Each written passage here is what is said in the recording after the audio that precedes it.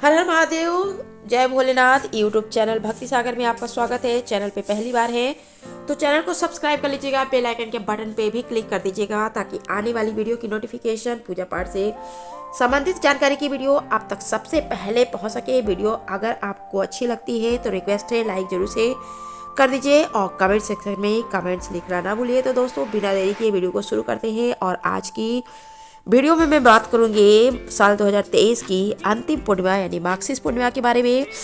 जानेंगे कि किस दिन जो है माघ पूर्णिमा का व्रत रखा जाना सही है, 26 को या 27 को। साथ ही जानेंगे माघ पूर्णिमा के दिन जो है सत्यनारायण भगवान की कथा क्यों पढ़ी जाती है और इस दिन लक्ष्मी प्राप्ति के लिए जो है किए जाने वाले कुछ अचूक और असरदार उपायों के बारे में। तो दोस्तों वीडियो को शुरू करते हैं। कहा जाता है जो लोग माघ पूर्णिमा पे माता लक्ष्मी जी की सच्ची श्रद्धा से पूजा करते हैं उनका घर जो है हमेशा सुख और समृद्धि से भरा रहता है। साल 2023 की अंतिम पूर्णिमा यानी माघ पूर्णिमा 26 दिसंबर 2023 को है और इस दिन कुछ काम करने से जो है 32 गुना फल की प्राप्ति होती है। हिंदू धर्म में माघ पूर्णिमा का विशेष महत्व होता है। इसे 32वीं पूर्णिमा भी कहते हैं। इसलिए इस दिन दान पुण्य करने से 32 गुना अधिक फल प्राप्त होता है और भगवान विष्णु और माता लक्ष्मी जी का भी आशीर्वाद बना रहता है। इस पूर्णिमा पे कई शुभ संयोग बन रहे हैं। पूर्णिमा व्रत रखने से व्यक्ति को सुख सौभाग्य की प्राप्ति होती है और साल 2023 में माघ पूर्णिमा के दिन शुक्ल योग ब्रह्म योग का संयोग जो है रहने वाला है और इन दोनों शुभ ग्रहों के बीच में व्रत रखने से व्यक्ति के ऊपर भगवान विष्णु और माता लक्ष्मी जी की कृपा प्राप्त होती है और इस योग में जो है चंद्रमा की पूजा करने से ग्रहों के दुष्प्रभाव में भी कमी आती है। इस दिन सुबह ब्रह्म मुहूर्त में उठिए, किसी पवित्र नदी में स्नान करिए, नहीं तो घर में ही नहाने वाले जल में गंगा जल मिलाकर स्नान करिए। माता लक्ष्मी और नारायण जी की पूजा करिए। माता लक्ष्मी और नारायण को पीला फूल, मिठाई, पीला वस्त्र अर्पित करिए। नारायण की कथा पढ़िए, सत्यनारायण भगवान की, यह सुनिए। इसके अलावा आप पूर्णिमा के दिन जो है तुलसी जी की जड़ की मिट्टी से स्नान करते हैं तो माता लक्ष्मी और विष्णु जी की कृपा प्राप्त होती है। माघ पूर्णिमा की तिथि का प्रारंभ जान लेते हैं कब से होगा। 26 दिसंबर की सुबह 5:46 से माघ पूर्णिमा की तिथि शुरू होगी और 27 दिसंबर की सुबह 6:02 पे पूर्णिमा तिथि समाप्त हो जाएगी। तो उदया तिथि में पूर्णिमा का व्रत, स्नान दान सब कुछ जो है 26 दिसंबर को ही किया जाएगा। अब जान लेते हैं कि पूर्णिमा की तिथि पे सत्यनारायण भगवान की कथा क्यों पढ़ी जाती है और इसका महत्व क्या है और इससे होने वाले लाभ के बारे में। हर महीने पूर्णिमा पर सत्यनारायण भगवान की कथा पढ़ने की परंपरा है। कल युग में सत्यनारायण भगवान की कथा को बहुत ही प्रभावशाली माना गया है। स्कंद पुराण के अनुसार सत्यनारायण व्रत की कथा सुनने मात्र से ही श्री हरि जो है साधक के सभी दुखों को दूर कर देते हैं।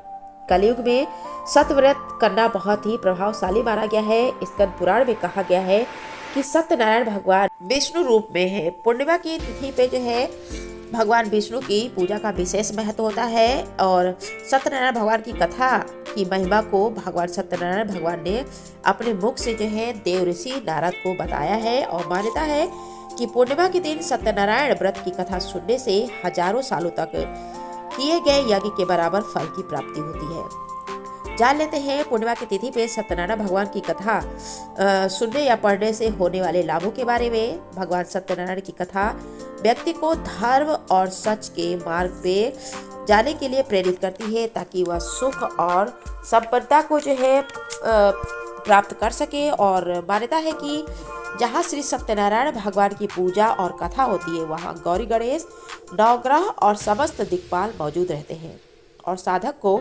आशीर्वाद देते हैं। दूसरा लाभ है सत्यनारायण भगवान की कथा के प्रताप से सुखी वैवाहिक जीवन, मनचाहे वर, संतान, अच्छा स्वास्थ्य और आर्थिक लाभ आदि मनोकामनाएं पूरी होती हैं। हर पूर्णिमा पे सत्यनारायण भगवान की व्रत कथा पढ़ने से करने से परिवार के सभी लोग सुख समृद्धि और ऐश्वर्यों को प्राप्त करते हैं और उनका जीवन काम, अर्थ, मोक्ष, धर्म, अर्थ को सिद्ध कर लेता है। क्लेश मिटते हैं। चौथा लाभ आजीविका संबंधी समस्या है, कन्या के विवाह में बाधा आ रही है, पति के स्वास्थ्य में कोई दिक्कत है तो इन सब कामनाओं की जो है पूर्ति के लिए सत्यनारायण भगवान की कथा जो है बहुत ही शुभ और फलदायी मानी जाती है। मार्गशीर्ष पूर्णिमा के दिन किए जाने वाले कुछ विशेष उपायों के बारे में बात करते हैं जिससे लक्ष्मी प्राप्ति होती है। मार्गशीर्ष पूर्णिमा के दिन आप पीपल का पेड़ लगाइए, ये बहुत ही शुभ होता है। इस दिन सूर्योदय के बाद पानी में तिल और दूध डालकर जो है पीपल के पेड़ को सींचिए और 7 बार परिक्रमा करिए। मान्यता है कि इस उपाय को करने से परिवार में सुख और शांति प्राप्त होती है और धन की प्राप्ति होती है। मार्गशीर्ष पूर्णिमा के दिन आप गंगा स्नान के साथ साथ जो है गंगा पूजन का भी महत्व होता है। इस दिन जो है गंगा स्नान करने से मोक्ष की प्राप्ति होती है और साथ ही उनके पापों का भी नाश होता है। इस दिन जो है गीता का भी पाठ करना जो है मोक्ष की प्राप्ति देता है। इस दिन जो है गंगा स्रोत का पाठ करना फलदायी माना गया है और चंद्रोदय होने पर आप कच्चा दूध में चीनी और चावल मिलाकर चंद्रदेव को अर्घ्य दीजिए। ओम ऐं क्लीं सोमाय नमः मंत्र का जाप करते हुए माता लक्ष्मी की कृपा पाने के लिए आप पूर्णिमा के दिन पीपल के पेड़ में जो है जल चढ़ाइए और 5 प्रकार की मिठाई अर्पित करिए। साथ ही वहाँ पे घी का एक दीपक भी जलाइए और अपनी कामना को कह दीजिए। 7 और 11 बार जो है पीपल की परिक्रमा करिए, इससे हर तरह की समस्या से मुक्ति मिलेगी। इस दिन माता लक्ष्मी को आप पीली कौड़ियाँ अर्पित करिए और वहीं बैठकर श्री सूक्त का पाठ करिए। पूजा के बाद आप इन 11 कौड़ियों को लाल कपड़े में बांधकर तिजोरी में रख दीजिए।